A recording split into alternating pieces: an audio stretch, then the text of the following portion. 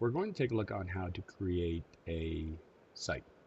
So when you log into the dashboard, this is going to be your first viewpoint, generally speaking.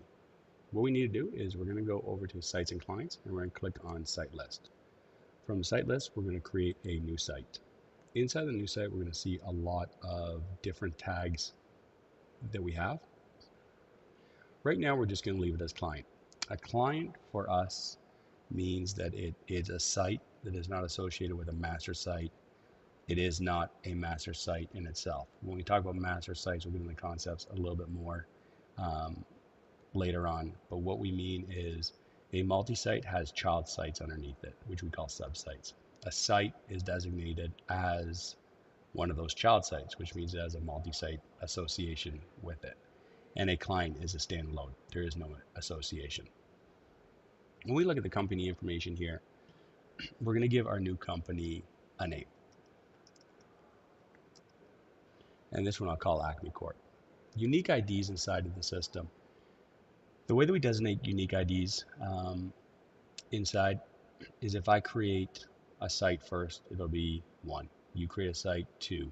Somebody else creates site 3, and it increments this way in ones. Unique IDs are used in a few other modules to pull information.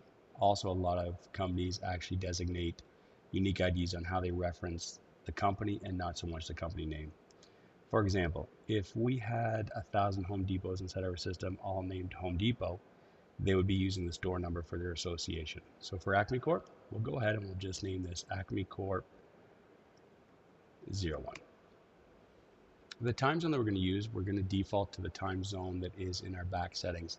At any point, if this site is in a different time zone, we can't override this. If we have a logo or picture that we can associate with the client, we can put that logo in there. The preferred language will default it to English, but we do have several choices here. Our main contact for this will enter in the information here with the job title, and I'll call this the site owner. We'll also create a phone number for this user, and I'll just default my phone number there. And I'll enable SMS alerts. This allows it, so a main contact we're going to see moving forward, a main contact falls under the branch of other site contacts inside of our site when we took a look at the information. It is also going to be a contact that we can pull in from our emergency contact list at the site as well. Having a main contact is also going to be listed in our notification rules when we select something to be notified. So let's go ahead and fill out the remainder of the information.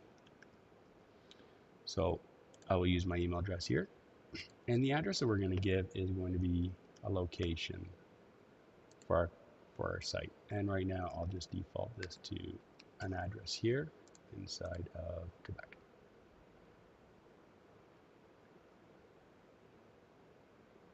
One of the things that you'll see when we move forward and we take a look at things inside of the system is if my address isn't properly entered, meaning it's not geocoded, if I look for my site on the map, it's not going to appear on the map because it's not geocoded. There's no reference point.